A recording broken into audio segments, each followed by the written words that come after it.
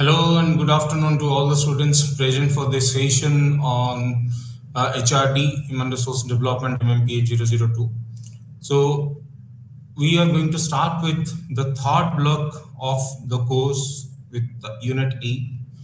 We have earlier in block 1, we have understood the basic concept of human resource development, and we have understood how this human resource development should focus on developing the competences among the people, the commitment of the people, and developing a culture. In block 2, we have understood how this human resource development plays a very vital role in providing the growth and developmental options for different stakeholders of the organization. We have understood how this HRD is applied for employees of the organization. We have understood how this HRD is applied for the managers of the organization. We have also understood the different aspects like performance appraisal system, performance management system, the career planning, succession planning, and the way we need to develop all those competencies, may it be managerial, behavioral, technical, whatever it may be. All of those aspects we have discussed earlier. So continuing with that, let us move to the third aspects of the HRD concept, which more or less focuses on the organizational dimensions. And dealing with that, we are going to have this HRD culture and climate today for our discussion. So, students, whenever we do talk of this HRD culture, we'll divide it into two parts like culture and climate. Let us have an insight into the term culture before we move to the implications of this HRD culture for an organization. Whenever I talk of this term culture, it means a shared meaning, a meaning that is commonly held by all the members in the organization. May it be applicable for an organization, may it be applicable in general for our society, but a common value system, a common belief system, a common thought processes, right? A common shared meaning, which is held by all the members in the organization, is what is defined as a culture. This culture is not the rules and regulations. This culture is not that is imposed on the members of the organization or the society. But whenever we to talk of this culture, culture is something that should be imbibed within the people. Culture is something that should be accepted by the people. It should not be imposed on the people. So whenever we are referring to this culture, actually this culture plays a very vital role for all of us, may it be in the society, may it be in the organization, but this culture is what that distinguishes one society to the other, one organization to the other. So the absolute meaning of this term culture is all about the common perceptions of the people towards the society or the organization. Whenever I'm referring to this organization, I'm referring to the common perceptions of the people towards the organizational practices, policies, rules, regulations, its ambience, its environment, everything we do talk of. So that is what we need to understand, is that what the employees of the organizations do perceive about the organization. What are the common phenomenon, common beliefs of the employees towards the organization is what that is referred as the organization's culture. However, we can make a distinction in terms of this three different sort of cultures, what we call it as a dominant culture, a particular perception of the people towards the core values of the organization that is shared among all the members of the organization. That is what we call it as a dominant culture. Any such core value which is shared among all the members of the organization is called as a dominant culture. So each and every organization is known for some of their values. They do add to their practices, they do add to their policies, plans, rules, regulations everywhere. And we call that as a dominant culture. But we need to understand one thing, that these dominant cultures are a composition of many such subcultures. And whenever I do talk of these subcultures of the organization, I mean the smaller cultures, like mini cultures, which are found in the organization, maybe in terms of a particular department. If we to talk of the basic processes of sales and marketing department, that may vary from the accounts section, that may vary from the R&D section, that may vary from the human resource management practices, or may vary from IT enabled services, whatever it may be. So each and every department of the organization, they do represent certain values of their own. So each and every department of the organization do have different perceptions of their employees working in that particular department. And whenever I do talk of this perceptions of the people towards their departments, we call it as a part of a mini culture, right? Similarly, it may so happen that the perceptions of the people in the organizations may vary in terms of the hierarchical positions of the organization. So maybe broadly we can classify all those employees into different categories, no? And there is a clear segregation in terms of the perceptions of the people in terms of these categories. Say, if I had to talk of these categories, the major divisions are like executives and non-executives. Executives do have a different mindset altogether. Non-executives do have a different mindset. Executives do have a different cognition. Non-executives do have a different cognition. So their thought processes are completely different. Their perceptual processes are completely different. And again, whenever we talk of non-executives, there may be technical staffs in that, supervisory people in that. There may be highly skilled workers, or skilled workers, or semi-skilled workers, or unskilled workers would be there.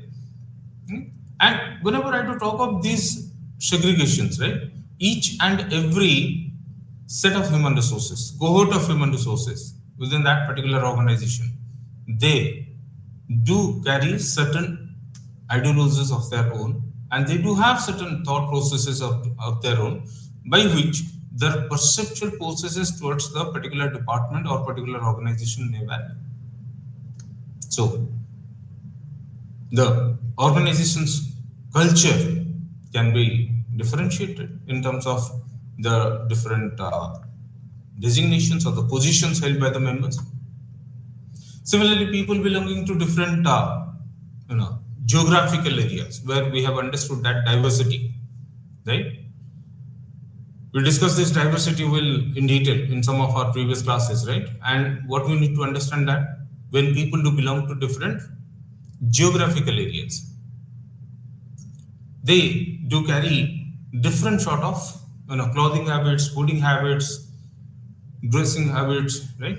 They do carry different sort of values with their own. The choices are different, and that leads to different perceptions. So it may so happen that organizations are guided by a dominant culture, but still it cannot be undermined that the subcultures of the organizations are also existing, and the subcultures can be referred to any such subgroup of the organization. Right? Then we to talk of the core values. Core values are the dominant values, right, that are accepted throughout the organization itself. Yeah. Some are other. These core values of the organization are also reflected in terms of its vision statement, in terms of its mission statement.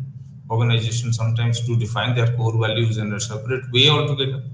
So what we need to understand is that all those dominant values which are accepted by all the members, they are the core values of the organization, right?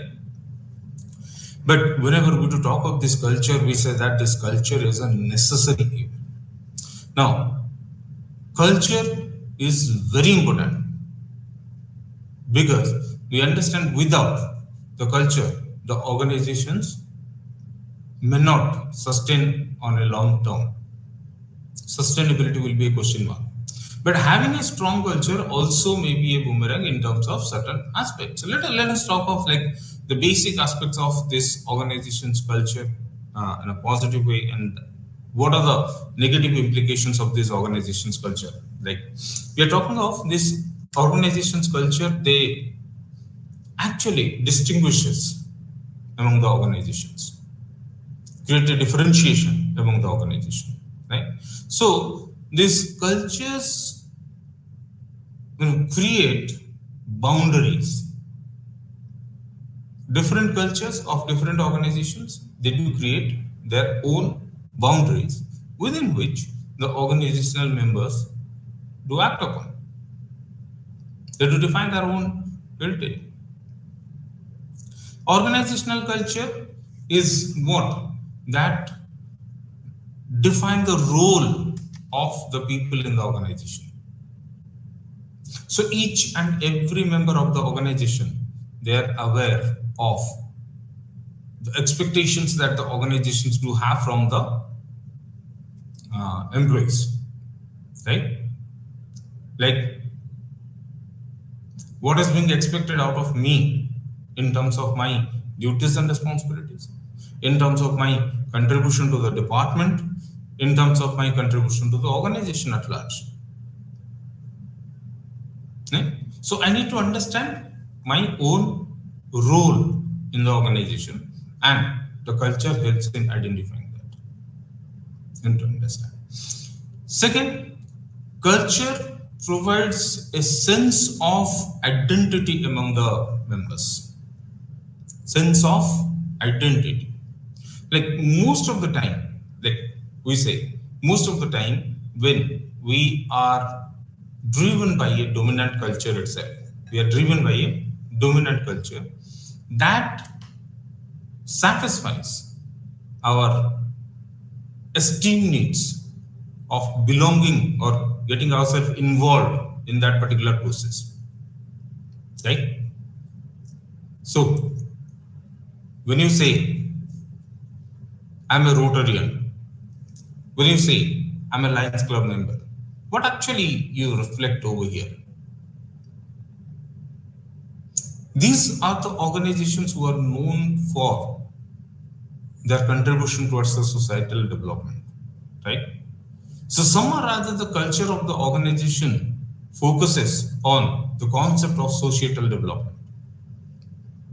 And when I identify myself with the name of the culture, I also make myself associate with the core values of that particular culture.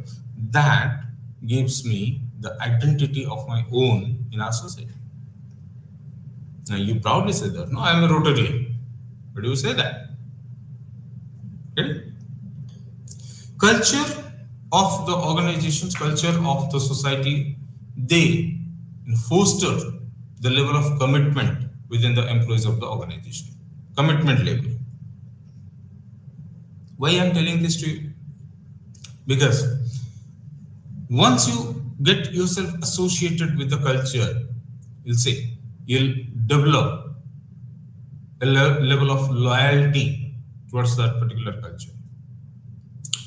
When loyalty will be there, you'll have your ownership. When ownership will be there, you'll be committed. Right? So if people are more or less associated with the culture of the organization, then they can be more into the contributions that is being expected from those individuals for the growth and development of the society itself. That's the reason why we say that having a strong culture will establish this social system stability. So diverse, employee diversity will not be a barrier over here, because each and every employee of the organization, they are driven by a strong culture, dominant culture of the organization. So individual differences won't matter over here. But this may lead to the subcultures, departmental cultures, right? So what we need to understand over here is This social system stability is what that is being fostered by the establishment of a strong culture. We say this culture enables more sense making and control mechanism. So they guide and shape the attitude and behavior of the people itself, right? It's all about you know ensuring some of the sanctions in terms of the behavior of the people itself. Culture makes us to understand what to do and what not to do. Culture makes us to understand how we should treat with our elders, how we should treat with our maybe juniors or subordinate staffs, maybe kids, whatever it may be. So with the sanctions that are imposed on the individual members of the organization, of the society itself, the people start learning from that, and gradually they do bring a change in terms of their attitudes and behavior itself. Attitude behavior cannot be acquired by the people overnight.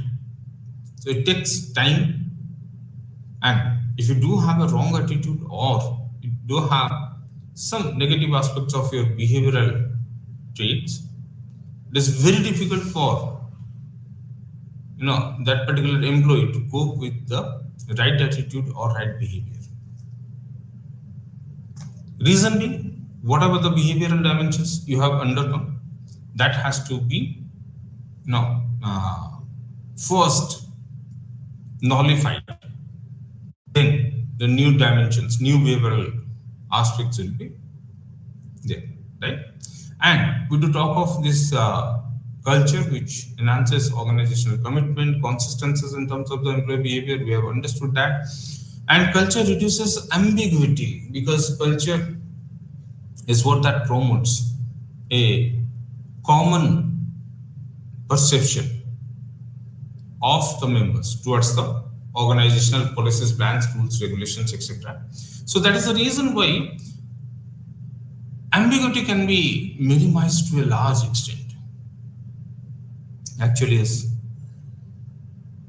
ambiguity is not at all a thing which can be completely avoided, right? But as long as a team is there, as long as a group is there, as long as the organization is there, ambiguity will be there. May it be from critical decision-making process to implications of that particular process, ambiguity will be there. What is our role? Our role is to reduce those ambiguities among the members, and only a strong culture can be able to do that. Now, let us understand how this culture is related to the people, and what we need to do whenever we are talking of culture with the people itself. Now, this culture is broadly divided into 4 categories based on 2 different aspects. One is solidarity, the second one is sociability. Solidarity is more in terms of the performances or focus of the individual employee, right? But sociability is how the members of the organization do take other members, right? The culture takes human values, right? But you see, we are talking of this fast search quadrant where the sociability is low and solidarity is low. That is called as a fragmented culture, right? Fragmented culture means piecemeal basis. Right? Here, the basic characteristics are like commitment to the members and importance to the tasks, right? But some or other, We need to understand that this fragmented culture on a long run faces many such critics, excessive critics, right? Solidarity is not their middle. They don't focus on the performance dimensions or accomplishment of goals of the organization. Neither they do focus on the people dimensions of the organization, right? We call it as fragmented culture. We are talking of this mercenary culture. Mercenary culture where the solidarity is high but sociability is low. So, what kind of characteristics these people do have? They are highly goal focused. They are having just for getting things done, right? With right, or they would like to by any means they would like to get things done by others itself. So they do have a powerful sense of purpose. Why the organization do exist? What is the basic purpose, and how do these organizations do overcome with any kind of hurdles that may come in front of the purpose, right? And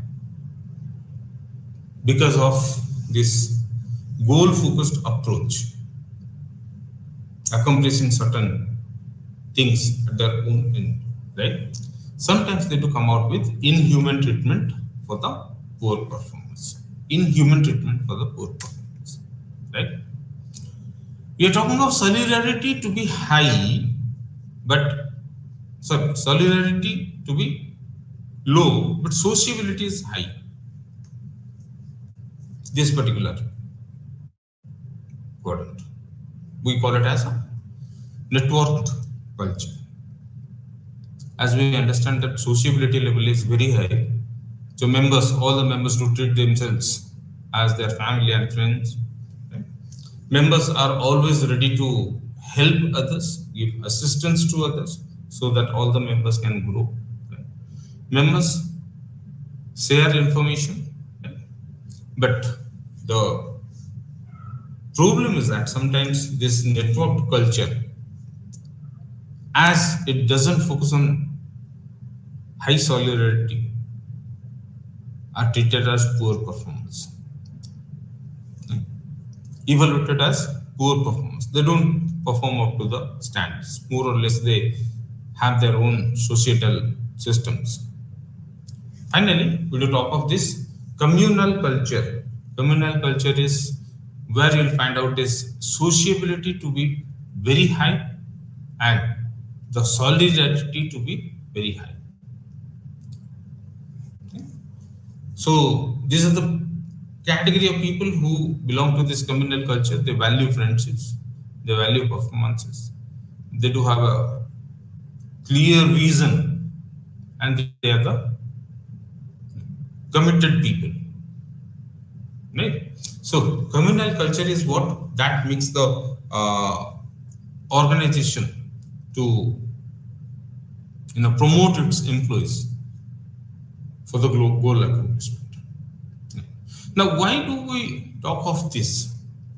Reason being, we need to understand the contributions made by each and every individual member towards the organization's culture, right? So, if the members of the organization they do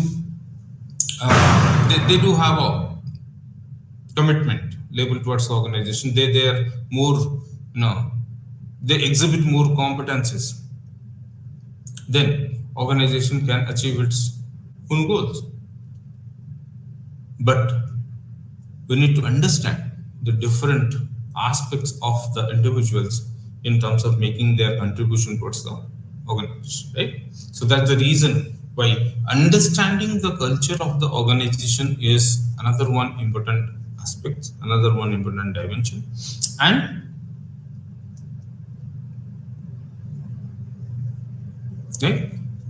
And what we need to understand is how this organization's culture can be mapped with individual employees of the organization, right? So we have understood how this maybe fragmented, mercenary, networked, or communal culture can help the individuals to accomplish its uh, own competences, own commitment level. At the same time, they do contribute to the organizations itself, right? So here we need to talk of a basic, a professional definition of this culture, which is associated with the organization itself. What it says that a cumulative, crystallized, consistable, shared lifestyle, a holistic but focus is given to all particular aspects. Holistic, but the focus is given to all particular aspects. Crystallized. Okay. We do talk of co-sustainable, maybe long term, a shared lifestyle, right? What these people will have some states of life over the other, what we call it as the values of the employees, values of the members in the organization. Values represent the thoughts, beliefs, right? Some states of life over others. Is there preferences are given in terms of the values itself. What the members do, believe, which process is better, which is not. That is the value we do talk, right? In response to certain predispositions, right? You to come out with the basic attitude of the people itself. Predispositions are like perceptual thought processes, right? Perceptual thought processes. So, what is my predisposition towards a particular object which belongs to a particular culture that represents my attitude, right? Now, the common example you can think of that. How do I evaluate the contribution of female members in the family, male members in the family, kids in the family? I will have my attitude on the basis of that. Does it belong to a matriarch's family or a patriarch's family? Right? And on the basis of that, I do form certain opinion. And we're talking of all of those kind of issues. Later on in our study, we'll see that this HRD has to be mapped with industrial relations. Okay? And we say these predispositions of one of the group of the members towards the other members of the organization, that is what that will define the kind of relationships they do have. So it's attitude that matters. Similarly, we need to talk of these rituals, certain affairs of the organization, right? And what are these rituals? Rituals are like any such kind of celebration. May it be starting with the celebration of a birthday party, may it be a kind of celebration with a newly joined employee, may it be the celebration of a retired person, right? Whatever it may be. Rituals are the way we come out with the basic aspects of the organization. And last one is we are talking of the sanctions. Sanctions are the desirable behavioral patterns which we want the employees to imbibe within themselves.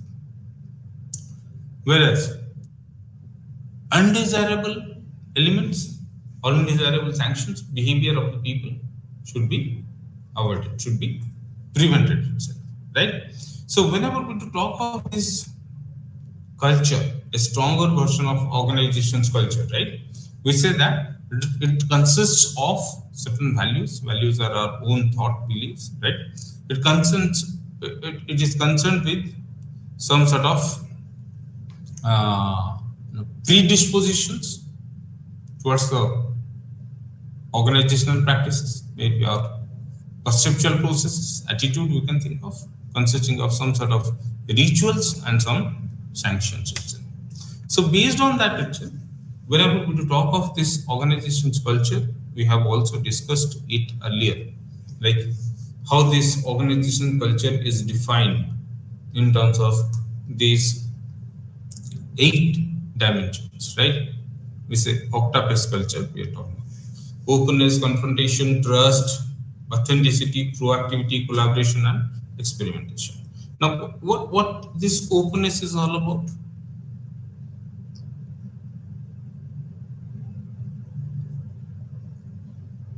Openness towards, yeah, openness towards innovations, openness towards learning, openness towards taking initiations, openness towards accepting new things, openness towards change, openness towards in any such kind of transformation that you would like to bring into the organization,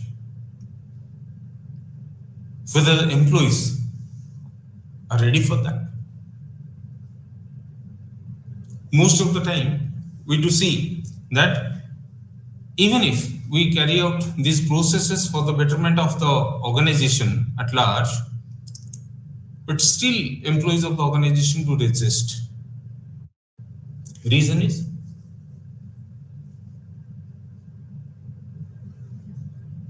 the lack of communication, lack of trust, lack of beliefs. Okay? So what we need to understand is when we develop this sense of openness among the members, right? They will drive themselves towards this self-learning mechanism. So continuous basis of learning will be there, by which workers can make a career. We are talking of confrontation. Confrontation is all about confronting to your mistakes, accepting your mistakes, and learning it from them. Right? We are talking of level of trust that is a part of integral part of the culture, because cultural values are not imposed on the people. That is what we need to understand. Cultural values are not imposed. It is something that should be accepted by all the members of the organization. So trust is that factor which can really help the individual employees to cope with the requirements of the organization by making themselves associated with the other employees of the organization. So there has to be a level of trust. Now, without this trust, which is a key ingredient of this organizational culture, employees of the organization are going to suffer a lot because of lack of trust. They cannot delegate the work to the others, right? And if these workers don't delegate the work to the others, then it may so happen that they will be overburdened. They'll have their, first exposure to stress.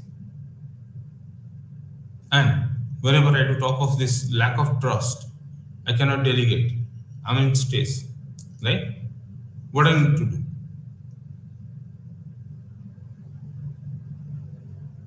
The basic motivational concepts we have understood. It says that people do have tensions, and the basic objective of the people is to reduce that tension. So, trust is a factor that should be developed within the individuals, right? Authentic, we are not concerned with the vague aspects of the culture. Genuine aspects, authentic aspects of the culture is what that we need to focus on. We are talking of proactivity. Proactivity is how to, why to wait for a particular thing to happen, then I need to come out with some sort of strategic decisions out of that. Why not? I'll take the course of action beforehand. Right? So a level of proactivity will be there. Collaboration, nowadays, of course, this has been a major concern for all the individual organizations. With the changes in the external environment, when there is a question on the survival of the organizations, right? So organizations have their own collaborations with other organizations. Okay? So collaborations will help in understanding or having a more clarity towards the concept. And we are talking of experimentation. Experimentation is all about how do you take this, self interest, right? Experimentation is all about taking, new dimensions of job. Experimentation is all about taking new adaptabilities at the place of work itself. New thing, always talking of. But most of the time, people do have this fear of failure. That is the reason why these experimentations do fail. But when you talk of the basic dimensions of this organization's culture, more or less, this organization's culture are confined with these 7 different aspects, commonly called as OCTAPACE, Octopus culture, right? Getting? And let's understand, because we need to create a linkage of human resources with the organizational resources. So understanding the societal culture becomes an essence for all of us. And if you do not understand this societal culture, we will not be able to understand the people associated with the society and how come they contribute towards the organization, right? So here, organizations are classified in terms of certain culture. Like one is, if we to talk of the nature, whether the culture of the organization is based on fatalistic approach or is more scientific in its approach. Do they believe in fate? Do they believe in luck? Or they believe in happenings because of science? To understand that, right? So whether the culture is more fatalistic or scientific, based on that, the characteristics of the people will be defined. We are talking of the basic environment, where the environment consisting of 3 such important aspects. One is structure, sensitivity, and the concern itself. Structure says whether the people of that particular culture, they are tolerant to ambiguities or non-tolerant to ambiguities. Ambiguity tolerance is where nothing is defined, and we say that people need to carry out of their own. Nothing is defined. Okay? Whatever has been assigned to them, they will do that. Right? Now, if these kind of situations do happen, this kind of culture are existing there, right? So here, people can contribute for any such aspect of the organization. But we have to talk of the western part of the world. They are non-tolerant to any kind of ambiguity. So they want everything, each and everything, written down on pen and paper, clearly defined. Everyone understands what is being expected out of them and what they are contributing and how do they come out with their own contributions, right?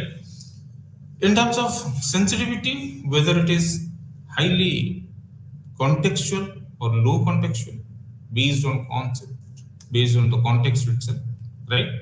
So do we have a systematic process for defining our behavior, or we do have, you know, our behavior defined in terms of the requirements of the organization? So contextual, right? We're talking of concern. It may be defined in two different ways altogether. Concern as individualist, right? Self-centered, what we call it as a convergent person, right? Or concern is for outward people, outside, the divergent. So what you need to understand is how we do classify all these individual employees belonging to different cultural dimensions. We're talking of time frame. There are certain cultures which are driven by their past philosophies, past performances, right? So they're more traditional, orthodox in their approaches. But sometimes we'll see that the people belonging to, the existing culture, or what we call it as a prison culture, they start living at the prison. Right? There may be some of the culture which is more driven towards the future, so futuristic, future oriented, right? And that distinguishes the culture itself. We are talking of in terms of collectivity. There may be primary, collectivists, individualists. So what sort of culture I do belong to? I say whether I should take all of my fellow colleagues, all of my fellow members in the society together, or individualistic approaches. I'm okay. Let, like, what happens with the others, I'm not concerned for. That's an individualistic, highly individualistic, right? You're talking of other directed versus inner directed, whether my norms are for the growth and development of the other people, or my norms are to look after the growth and development of self. That's what you need to understand. We do talk of boundaries. Sometimes it is particularistic. Particularistic means confined. They do have a boundary of their own, right? Sometimes we do come out with universalistic. Universalistic is they don't have a boundary, right? When we do talk of this culture, well, as if we do say Indian culture is represented with Vasudhaiva Kutumbakam. So it's more universalistic.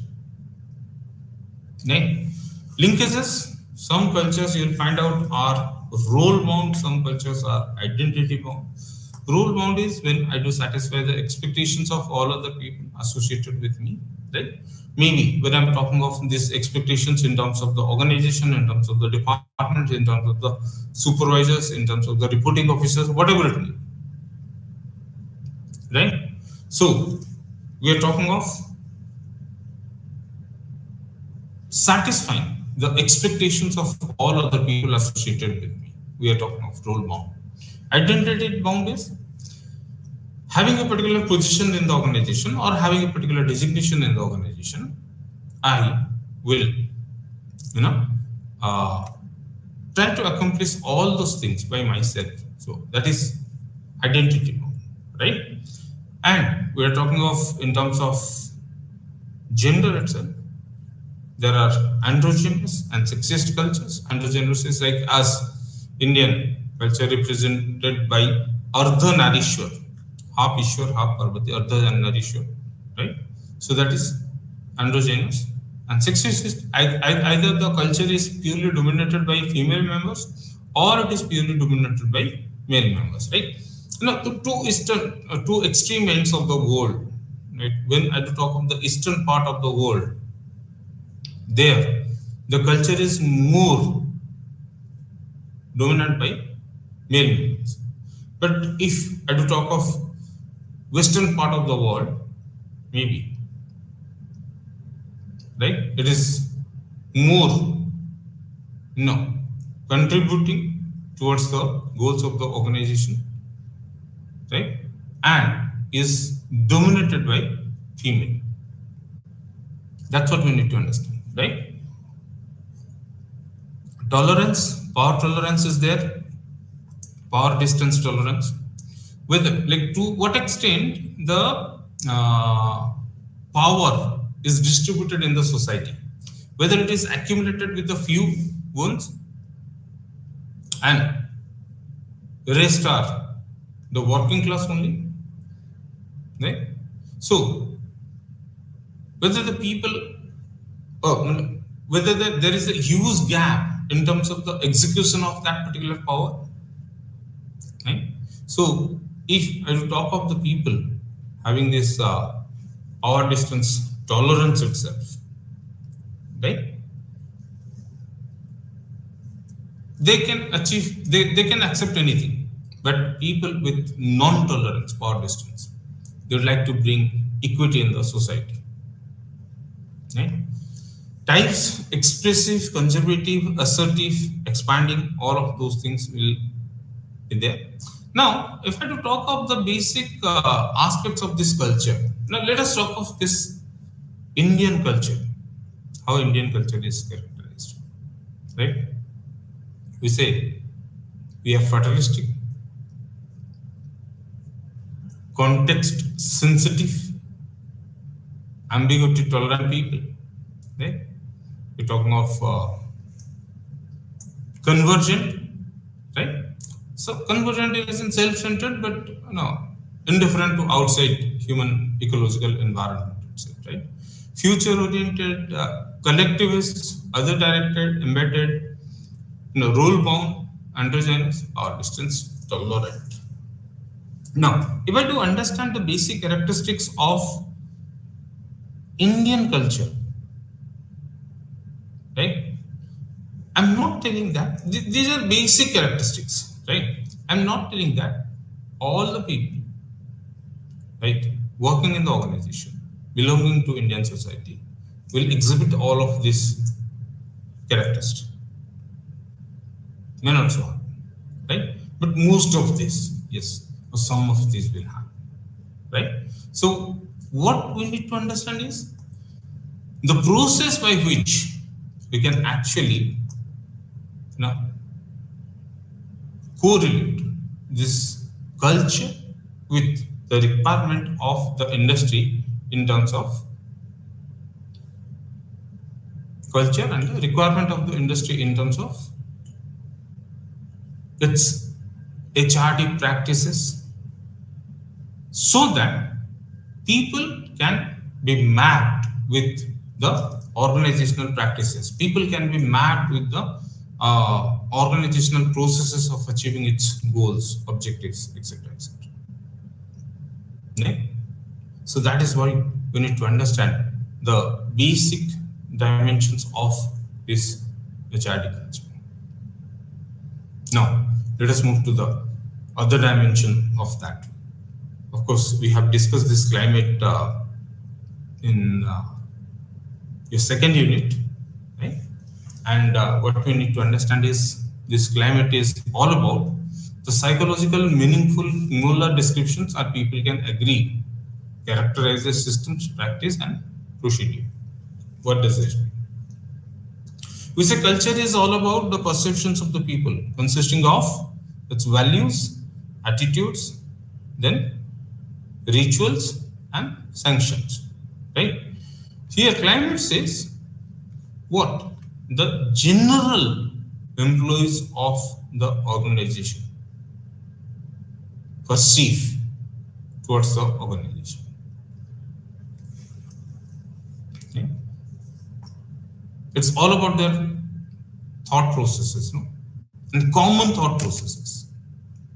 Is there a uniform thought of action going on among the members of the organization? That is what that defines the climate of the organization. Okay? Ferrigal and Slocum says set of attributes which can be perceived about a particular organization and or its subsystems that may be induced in the way that the organization and its subsystems deal with their members and the environment itself. Right? So it's all about the having that right kind of perception towards the departments, towards the subunits of the organization, and thereby contributing for the larger aspect of the organizations. We say mostly this climate study of HRD climate is subjective in nature, right? And that's the reason why we assume that these climatic conditions are more descriptive than evaluative. The level of inclusiveness of items that scales up to that macro level rather than micro level, right? As a whole, I need to take that culture into account. Not that I need, not that I'll talk of specific aspects of the departments or the organizations we're talking of. Unit of analysis tend to be attributing towards the specific subsystems rather than individuals. So the focus is not on bringing modifications in the individual employee first. We are talking of the various subsystems that exist and the way the individuals are associated with that particular subsystem of the organization, right? So the perceptions, they do have behavioral consequences also, potential behavioral consequences, and to think of making the best possible outcome of the behavioral dimensions of the people itself, right? We are talking of these implications of HRD for organizational climate. Organizational climate and HRD climate are to be integrated, right? They should go hand in hand. We have already discussed, right? So if the organizational climate and the HRD climate will not have a proper match, then that synchronization, cohesion will not be there, and that is the reason why most of the efforts made by the employees will not be aligned. And if it is not aligned, then it will not have that impact, right? Okay. We're talking of perceptions of the employees on development of the organization, right? How these organizations have developed and what is the contribution made by the top level people in the organization. What is the role of the promoter? What is the thought of that particular promoter? All of those things. Okay? Tendency at all levels to treat people as important resources. Of course, not only as the important resources, but as important human resources, because they do have their own physiological and psychological requirements. Right? So, we are no way dealing with the organizational practices only. We are dealing with the HR aspects of the organization also. Okay. Developing competencies is the job of every manager, supervisor itself. We said, like if you remember during the beginning classes, I told you that HRD is confined with the HR department is a wrong notion, wrong ideology. HRD activities should be pervasive in all the departments, right? So whenever we're talking of the human resource developmental aspects, it's all about the line managers who are treated as the HRD managers,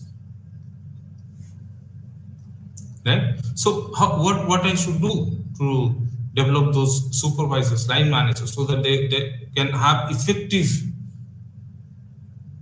implications of the HRD principles over there, right? Faith in the capability of the employees itself. Each and every member of the organization must contribute towards the goals. Let each and every member understand this.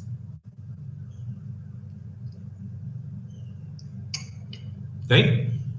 We like from the beginning only we have talked of efficacies, not efficiencies. What a person is doing, yes, we are concerned for that. That is not the sole concern. What a person can do, exploring capabilities from the uh, people itself, will lead towards the organizational success, right? We say open communication and discussion should be there, because we'll see that particular maybe in the day after session we'll talk of mentoring, coaching, right? Where communication plays a very vital role in terms of making a transparent effort, right? Encouraging and risk-taking experimentation, it's okay, making efforts to the employees, making efforts to help the employees for each and every aspect of the organization. We are no more concerned with the collective aspects of the people. We are concerned with the individuals. So, efforts to help the individual employees, maybe in terms of its performance related problems, maybe in terms of its family problems, whatever. General climate of trust has to be established, team spirit, and tendency to discourage stereotypes. So one of the point that I told you, that having a strong culture sometimes becomes a barrier to change. This is the thing that I was doing. Right? They can accommodate, but not update. So we say stereotypes should be avoided and supportive HRD practices. So based on this only, we have already discussed the basic aspects of this HRD climate. Okay, our objective is, just to revise that, our objective is organizational effectiveness. Organizational effectiveness, right? So finding out what can lead to organizational effectiveness, if you will have proper, right, HRD outcomes. What will lead to HRD outcomes is HRD processes, HRD climate variables, and HRD mechanisms, right? So starting with HRD mechanisms, what we need to understand is this HRD mechanism is all about the various subsystems or the instruments available. We are talking of the basic functions of HRD department: appraisals, review discussions, feedbacks. We'll talk of this later on. Role analysis, potential development, training, communication policies, job rotations, OD exercises, job enrichment. So these are the broader or generic aspects of the climate. But these aspects will lead to different HRD processes and climate variables. Right? Like this will lead to role clarity. This will lead to make the employees to understand the competencies required. This will lead to all those octopus culture, right? Openness, confrontation, proactive, trust, authentic, all those aspects.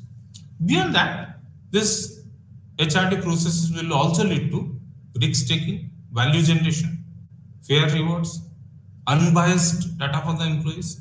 Right? What matters over here is these factors like personal policies, top management style, investments on HRD itself. So when we focus on these aspects, we will have these HRD outcomes like more competent people, developed roles, more commitment level, problem solving abilities. They will have job satisfaction, motivation, and when individual level of accomplishment should be there, Then we'll have organizational level of accomplishments like higher productivity, growth diversification, cost reduction, higher profit, better brand building of the organization, employer branding, all of those things. And of course, these exogenous factors are also there. So what we need to understand is that we need to create that system linkage with all such HRD outcomes with the organizational outcomes, right? So role is very important. Top management's philosophy is very important. Personnel policies, rules, regulations, all those things. What sort of HRD instruments and systems we are using? Self-renewal mechanism, continuous learning process, attitude of people. This is what we are going to study in detail in IR, industrial relations part, how these attitudes may vary, and commitment of line managers. So these are the things that we need to take into consideration when we make a collaboration of this organizational culture climate with the general culture and climatic conditions or societal culture and climatic condition. That is what that will improve the productivity of the workplace. So let us end it over here, and thank you very much for being present over here for this session. And once again, we'll have tomorrow with some different topic of HR. Thank you very much. Thank you.